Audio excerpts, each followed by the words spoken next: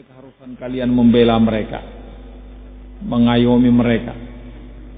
Mereka pada saat itu ya sebagaimana dikatakan oleh Rasulullah SAW, perangi mereka, orang-orang kufar, musyrikin, perangi mereka dan ajak untuk mereka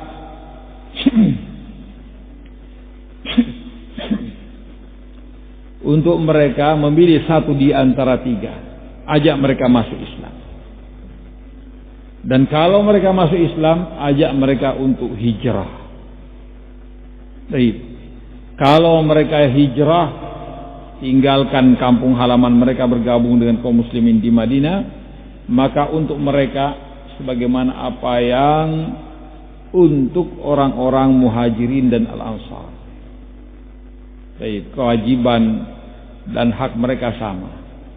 Tapi kalau tidak, maka mereka tidak akan mendapatkan apa-apa, tidak mendapatkan ghanimah, tidak juga mendapatkan fai', kecuali kalau mereka akan ikut perang. Barakallahu fikum. Kemudian kalau mereka tidak mau, maka silahkan mereka membayar jizyah, membayar upeti. Orang yang diperangi tadi, opsi pertama adalah mereka masuk Islam. Kalau masuk Islam harus hijrah. Kalau tidak hijrah, maka mereka tidak mendapatkan ghanimah dan juga tidak akan mendapatkan fai'. Tapi kalau mereka hijrah, mereka akan mendapatkan sama seperti yang didapatkan oleh muhajirin dan al-ansar. Itu pertama. Yang kedua, kalau mereka tidak mau masuk Islam, maka mereka diperintahkan untuk membayar jizyah, upeti kepada kaum muslimin, tetap tinggal di negerinya dengan agamanya, agama nenek moyangnya, dan mereka harus membayar upeti kepada kaum muslimin setiap tahunnya, setiap orang.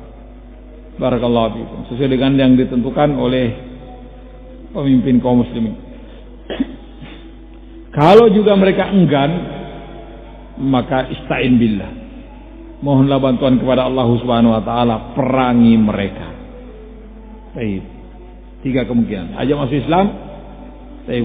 Kalau mau, alhamdulillah, hijrah bersama dengan Rasulullah sallallahu alaihi wasallam. Kalau tidak mau, maka silakan bayar jizyah, bayar upeti. Kalau tidak mau juga, maka yang ketiga adalah perang. Maka orang-orang yang ketiga ini yang sudah masuk Islam tapi tidak mau hijrah, tetap mereka berada di kampung halamannya atau di tempat tinggalnya.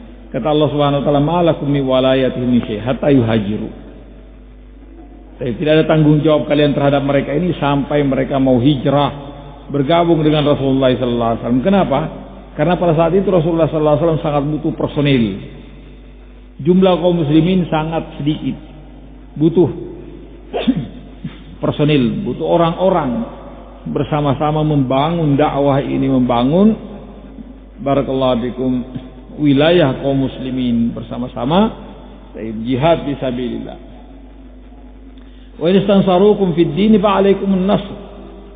Tapi kalau jika kaum muslimin ini yang tidak mau hijrah diserang oleh orang kafir dan mereka minta bantuan kalian, maka wajib bagi kalian untuk membelanya. Illa ala qaumin bainakum wa bainahum mitsaq. Kecuali kalau yang menyerang itu, kalau kaum muslimin tadi yang tidak mau hijrah ada perseteruan dengan orang kafir, yang orang kafir itu ada perjanjian damai dengan Rasulullah SAW untuk tidak saling menyerang. Barakallahu fikum. Illa ala qaumin bainakum wa bainahum mitsaq. Oleh karena itu pentingnya hijrah di jalan Allah Subhanahu wa taala. Wallahu bima ta'maluna basir. Wajib untuk membela mereka. Tapi ketika yang menyerang atau terjadi perseteruan dengan orang yang muslim dan tidak mau hijrah itu, perseteruannya dengan orang kafir yang ada perjanjiannya dengan Rasulullah untuk tidak saling berperang, maka tidak boleh. Tidak boleh dibantu kaum musliminnya. Barakallahu fikum. Wallahu musta'an. Ini tiga kelompok barakallahu fikum yang diterangkan oleh Allah Subhanahu wa taala di dalam ayat ini. Baik. Ini menunjukkan tentang keutamaan dan keistimewaan hijrah di jalan Allah Subhanahu wa taala. Dan sekali lagi hijrah itu senantiasa ada dan terus menerus sampai hari kiamat. Meninggalkan negeri kafir, karena terkadang negeri kafir ini tidak membolehkan kaum muslimin menampakkan syiar-syiarnya. Sampai sekarang ini ada beberapa negara kufar yang tidak mengizinkan kaum muslimin menjalankan syariatnya sama sekali. Hatta membuat masjid juga tidak boleh, menampakkan syiar-syiar juga tidak boleh. Tidak boleh sama sekali. La haula wala quwwata illa billah. Azan dikumandangkan juga tidak boleh sama mereka. Pokoknya tidak boleh. Kondisi yang seperti ini harus orang pindah. Kalau dia masih Islam maka dia harus tinggalkan negeri yang seperti ini, bergabung berbaur dengan kaum muslimin yang lainnya yang dia merdeka bebas untuk menjalankan syiar Islamnya. Dikumandangkan azan di mana-mana kita mendapati ada orang pakai pakaian yang syar'i. Barakallahu fikum. Subhanallah. Ini kalau kita datangi negeri yang tidak membolehkan syiar Islam, memang sepi. Waktu sholat tidak ada suara azan sama sekali. Tidak ada. Tidak ada suara azan dikumandangkan. Sepi. Beda dengan apa? Dengan negeri kaum muslimin bersaut-sautan. Ini tempat kita saja, ini ada beberapa tetangga kita ini. Bahkan azan sama-sama. Ini azan di sebelah ini, sebelah air azan. Di lorong sebelah. Azan. Bahkan yang di sana juga kedengaran azannya. Di mana-mana kedengaran azan. Masya Allah. Tapi negeri kufar memang tidak ada azan sama sekali. Toh seandainya pun ada diizinkan untuk mereka mengumandangkan azan, tidak boleh keluar suaranya, tidak boleh pakai toa. Di ruangan khusus. Barakallahu fikum.